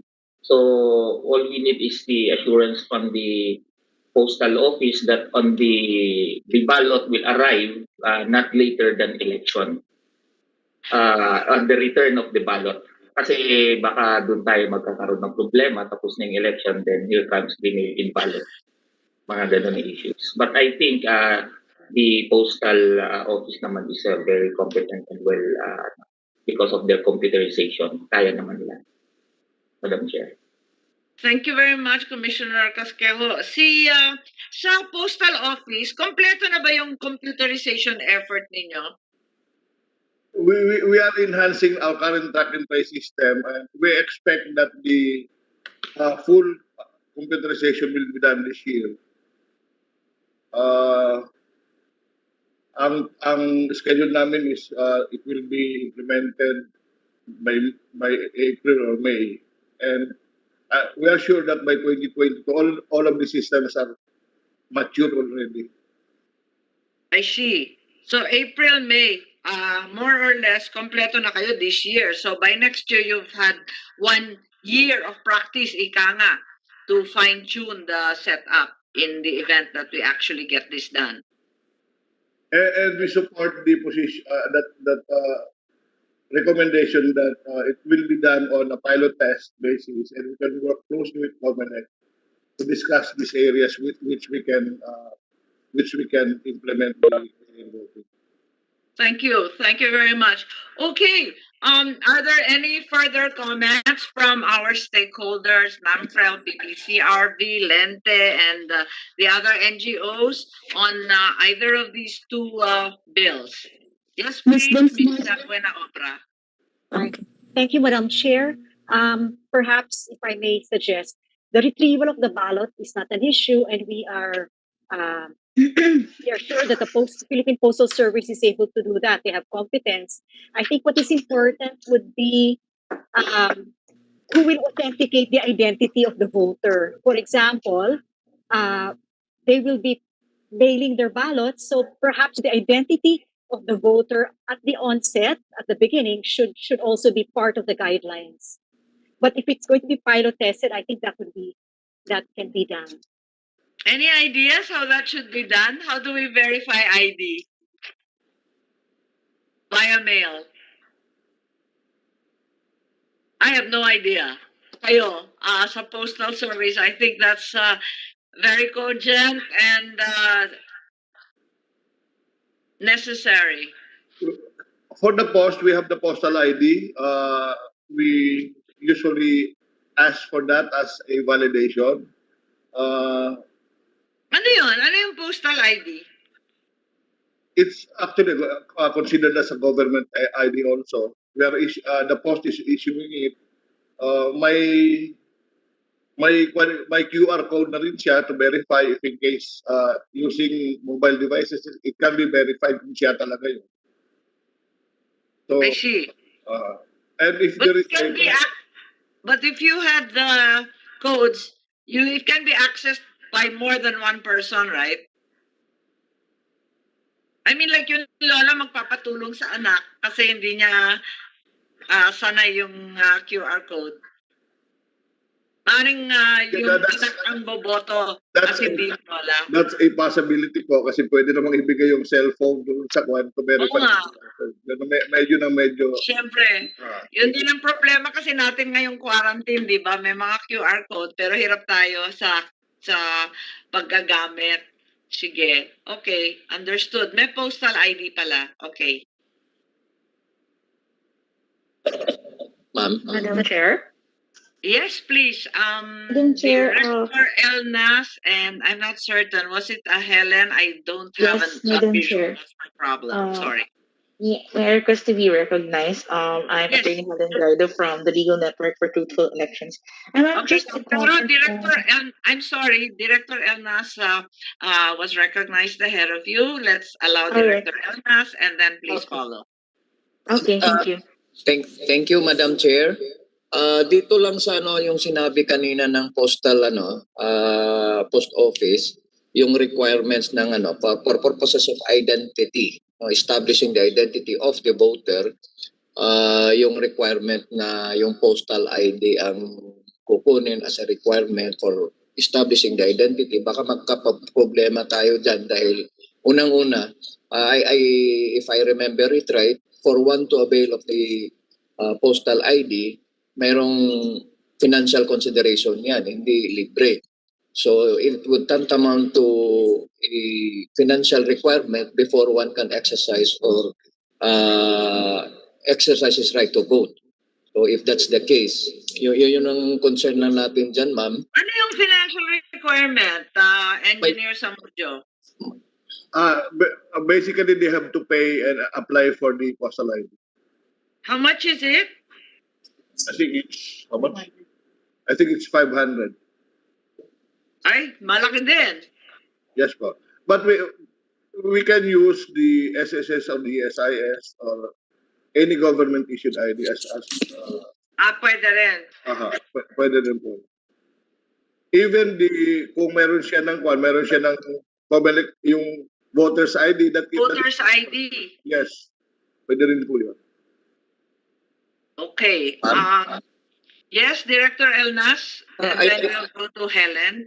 Thank you, ma'am. I think yung magiging template natin dito, ma'am, yung sa postal voting ng overseas, wherein once ma-establish na natin na doon siya nakatira, andun yung botante nakatira, pinapadala na natin. Or per records, registration records ng botante, kung ano yung address, doon natin pinapadala. For purposes, yun ang mahirap lang talaga sa postal voting because you don't have the process of identification unlike doon sa personal voting. So medyo mahirap yung i-stress or emphasize natin yung identity before the ballots will be received, etc., medyo mahirapan tayo. So ang postal voting natin sa overseas, it's enough na yung registration records natin, andun yung address, doon natin pinapadala yung balota. Pero sa kaso ng lokal, baka kailangan istriktuhan ng todo, hindi po pwedeng ganun kaluwag. Yes, Helen Graido. Yes, ma'am. Thank you, Madam Chair. I have a visual, please. You have a visual because I am getting very confused. Sorry. Meron kayong visual? Kasi audio lang Yes, eh. Ayun. Ayun pala eh. There, okay. So, just to comment on the accessible polling places, I think very important is on the manner or the level of implementation as for these polling places. Because we would like to recommend for Comelec to go back to how the emergency accessible polling places was implemented and how successful it was, and what were the challenges before no 2019. Kasi ma'am, just to inform the committee, noong 2019, nag-implement po ang Comelec ng EAPP. So these are designated or rooms or designated polling places for senior citizens, for heavily pregnant, and for persons with disability. So sila hindi actually kailangan mag-register to be recognized as part of the vulnerable sector, but they can actually just go straight to that room to avail of the benefits of the emergency accessible polling places. Pero kami, as an election monitoring organization, marami pong nakitang problema sa pag-i-implement kasi nangyari po minsan kasi kailangan po yung balota dadalhin mula sa taas papunta sa baba, doon sa EAPP. Doon po nagkakaroon ng miscoordination. Hindi po minsan alam ng mga presinto sa taas na meron palang EAPP. Kasi importante po sa mga ganitong panukala is babalikan yung ano po ba yung kailangan or concern ng mga botante mismo. Kasi sa totoo lang yung pagpaparegister bilang isang person with disability or isang senior citizen, hurdle na po yun. Kaya po actually it was a welcome direction yung pagkakaroon ng EAPP kasi hindi po nila kailangan mag-register pa ng additional information to avail of the benefits. Pero since nag-pilot pa lang yun, siguro very important po na balikan din kung ano po yung mga challenges na hinarap ng Comelec nung in-implement po nila yon ng 2019. Tapos on the mail-in voting naman, we are very hard-pressed on the fact na the success of mail-in voting is very much dependent on the integrity of the postal system of the country. It's deemed successful in other countries, in other localities kasi matagal na pong establish yung kanilang mga postal system and they really trust it really well kasi as in to the fact na if you've tried living abroad, you can actually send money through post mail. But that we have to achieve first before we go into exploring post-in voting, mail-in voting. Kasi po, ayan, very important. Never rin naman po yung mga balota na mag-go through that system. So there. Thank you, Madam Chair. Thank you.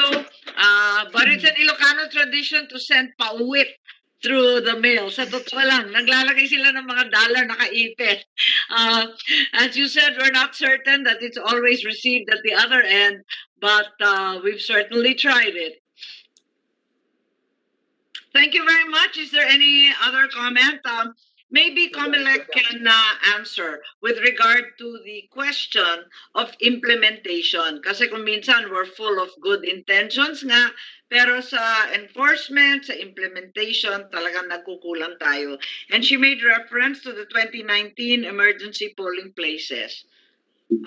Anyone who was involved in the Comelec with what was mentioned? Madam Chair. Sino pa? Commissioner Casqueo, please. Madam Chair, that is correct, Madam Chair. In 2019, we implemented emergency accessible polling place. Even before that, meron na po tayo in barangay elections, 2017, the emergency accessible polling place. However, in 2019, we implemented nationwide. Nagkaroon lang po tayo ng problema doon, Madam Chair, because it was implemented late only, yung preparations natin because in the emergency accessible polling place, there is no vote counting machine. So ang gagawin doon is kapag may dumating na senior citizen o heavily pregnant or PWDs, may option siya is to go to the presinto mismo kung saan siya na-rehistro. Or kung yung presinto niya is nasa itaas o malayo, he can go directly to the EAPP without registering. So what the electoral boards of that is kukunin niya yung kanyang balota. But then again, yung mga senior citizen kasi gustong-gusto nila na sila mismo yung susubo doon sa DCM. So that is why yung iba hindi napupunta doon, hindi napapasok doon kasi kaya naman nilang umakyat or lumakad papunta doon sa sa isang presinto kung saan sila na-rehistro. So what we are trying to think or to implement or plan is baka pwedeng lagyan natin ng DCM para yung ating EAPP natin is yung ating mga senior citizens who want na sila talaga mismo yung susubo, posibleng mangyari. But then again, hindi natin masasabi ngayon yan because of the consideration of the machine at lahat consideration. So we are planning since we have our VSO office, Vulnerable Sectors Office, which was recently created last year, sila na po yung tututok with regards to EAPP and accessible polling place. Rest assured, in 2022 elections, lahat ng naging problema na nakaharap namin in 2019, ma-address na namin in 2022 NLE with the our new office, VSO office, headed by Director Bel. I'm in full agreement, Commissioner. Sa probinsya, yung mga lola pang masigasig na manood ng bilangan, parang pista sa nayon. Pambihira talaga. Nakakatuwa tayo. Thank you very much. And if there are no further comments, I think we've tackled the business at hand. Madam Chair? ECW, Maria Rebecca, I'm sorry, your name is cut.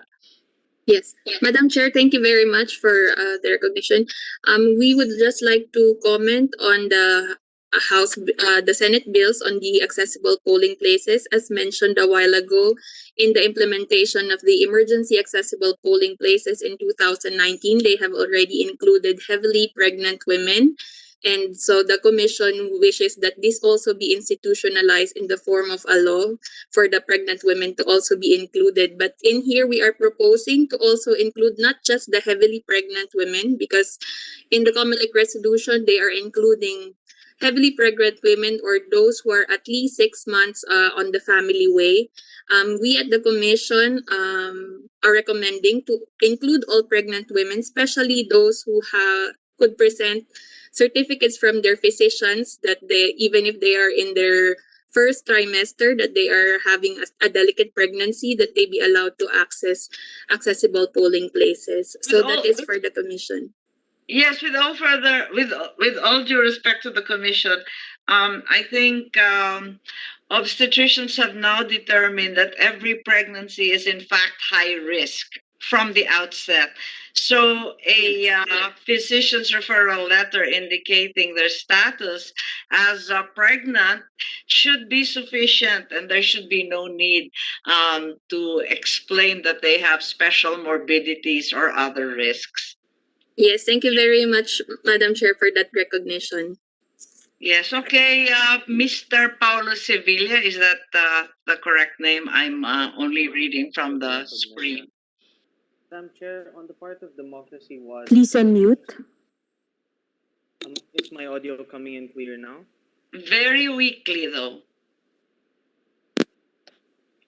Madam Chair. Yes, please. On the part of Democracy Watch, Madam Chair, and we just have a few concerns. First is with regards to implementation, are there any proposed safeguards for ensuring that in the process of transfer from the voters' residence to the counting facilities, that there will be no tampering with the ballot itself? So that's our first concern with regard to implementation. We'll appreciate your help on that. The bill has only been proposed. So wala pang na-work out na operating guidelines. I see. Just clarifying po. And our second concern is also, again, with implementation.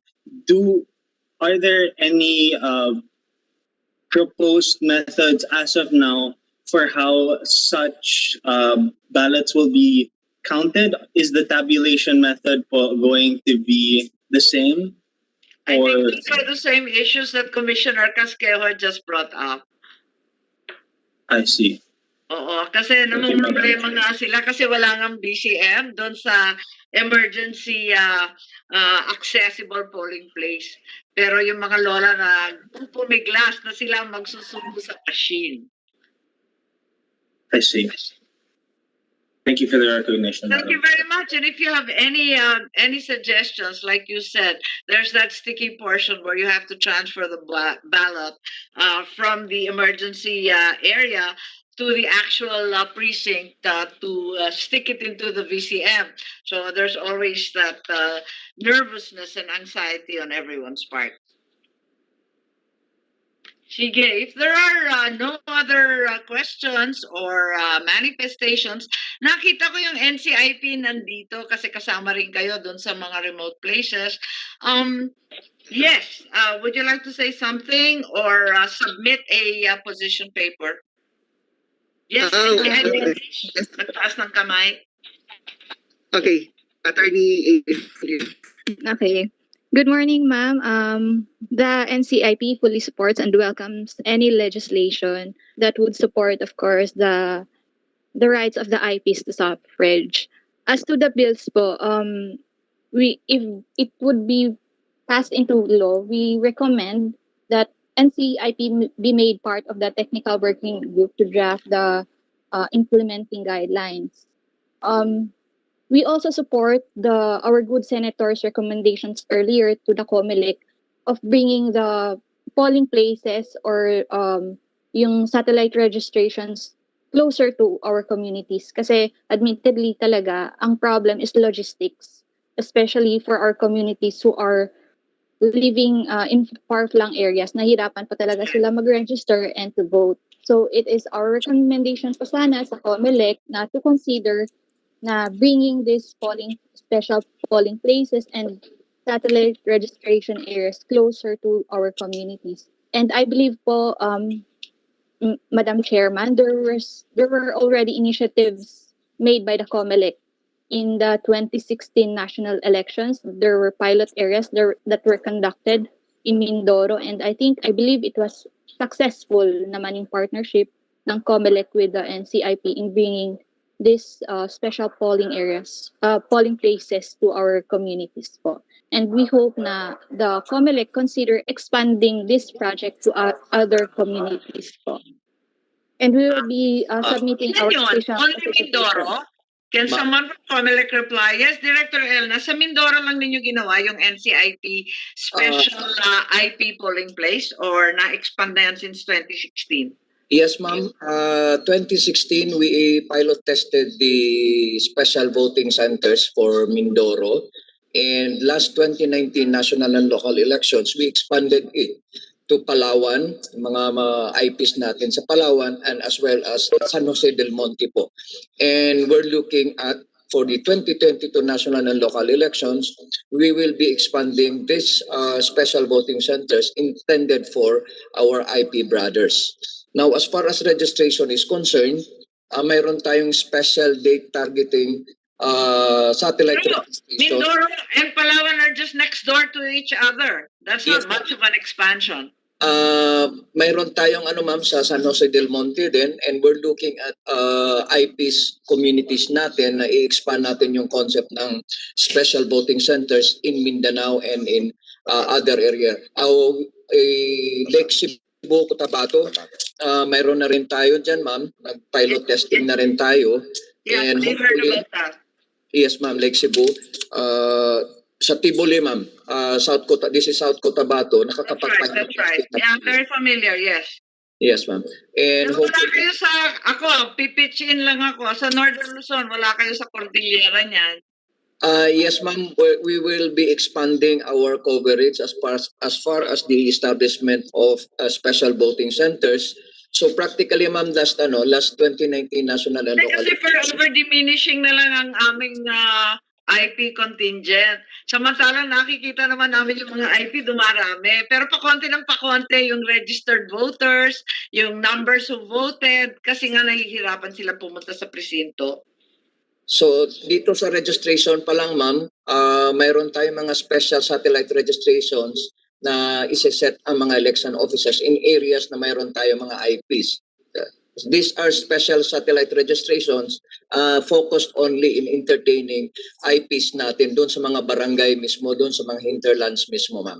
Thank you very much. Perhaps what we can request, and I will request on behalf of the committee together with the NCIP, an update, just a short briefer on what occurred in 2016, 2019, and the expansion areas for 2022, so that we can manage expectations and we can also prepare.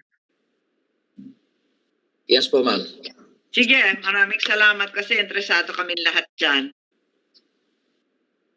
Okay, if there are no more questions or manifestation, the committee has no further business for this hearing, but I enjoin you all, if you have any positions, ideas, or additional information with regard to the topics taken up during this hearing, I will be very, very happy to read and review them for inclusion in the committee report in any case. Maraming salamat. I see Senator Kiko once again. Is there something that we can help you with? Yes, Senator Kiko Pangilinan. Just a administrative matter, any request from this representation for the Comelec to give us updates on the extraction of first-time voters sa SK, because they will start the extraction in March and they're looking at 1.6 million to be extracted. So we'd like to know by way of future submissions as to updates regarding how the extraction is going. Yes, well taken, and the committee will follow up on that. Thank you, ma'am. Maraming salamat. Maraming salamat. Ma'am, I think Miss Delphine Bakir from NCDA would like to comment rin po, ma'am. National Council of Disability Affairs po. Oh, okay, please, yes. Wait, she disappeared. Kanina nakita ko.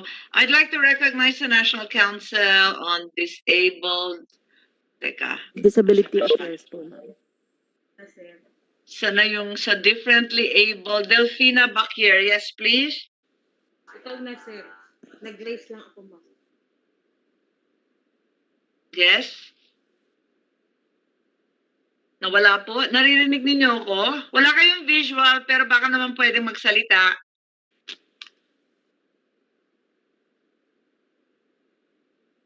Okay. For now, ma'am, I think Attorney Justiniani. Yes.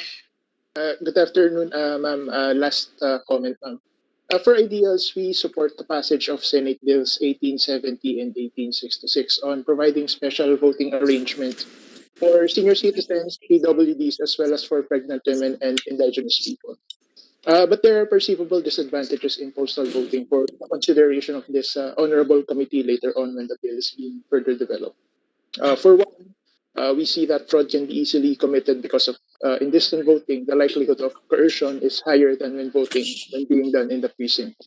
And for another, for example, illiterate voters may not be able to vote as how they will without the assistance of officials.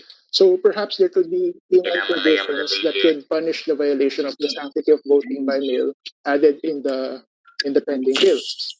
And additionally, there's a provision in Senate Bill 1870 that allows voter registration by postal voting. In the existence of the mandatory biometrics law, perhaps the implementing rules should address how to capture the biometric details of a person registered to vote if they decide to register voting by mail. So these disadvantages, however, can be addressed by legislation or by the creation of a comprehensive implementing rules and regulation. But ultimately, postal voting is still a very welcome development in moving forward in how the Philippines can do elections because of the convenience it offers and because of how it makes elections more inclusive and encouraging, especially to senior citizens, PWDs, and other vulnerable groups. That is all, ma'am.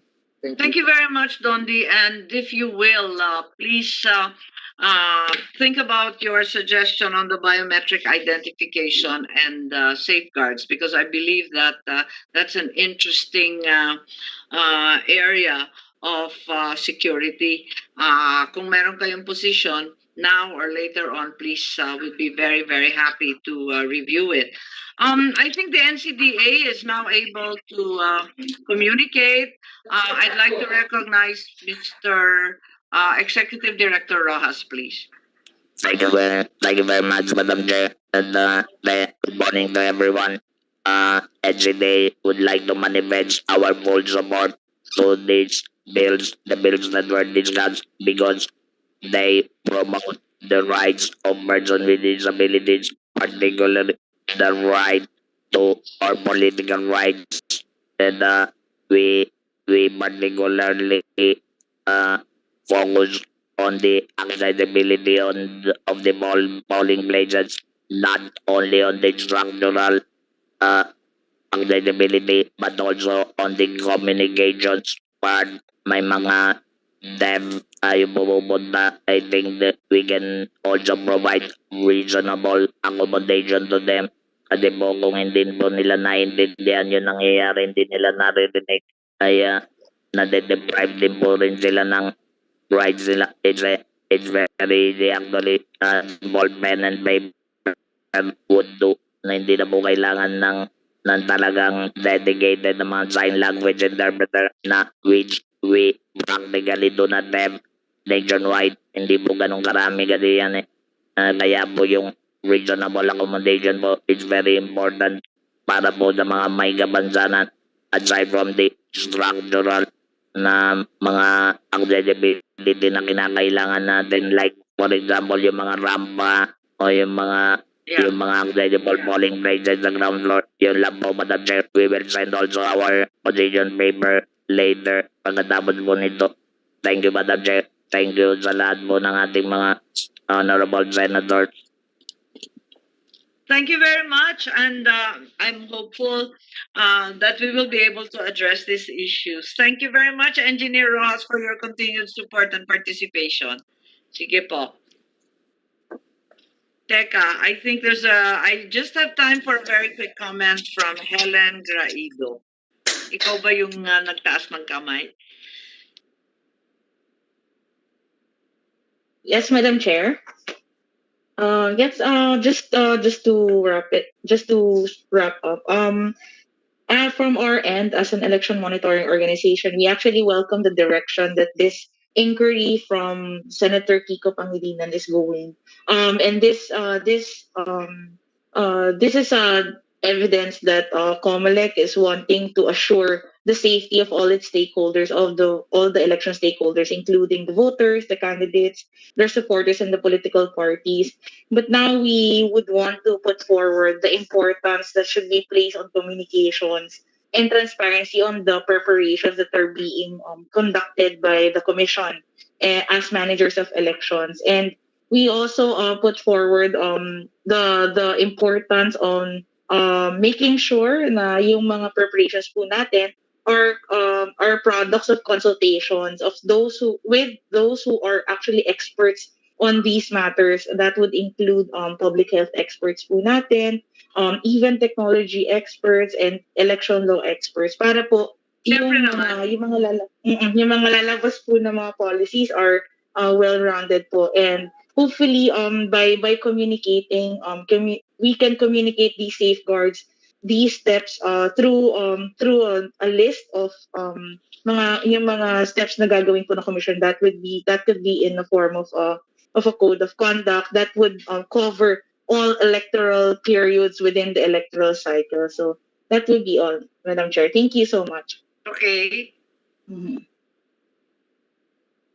Okay, I think we've heard all the different views and the concerns, and I thank once again Commissioner Casquejo for giving up his lunchtime as usual, together with Director El Nas, mga suki natin, sina Ms. Buena Obra and Director Balingkit, our Comelec directors who are all here.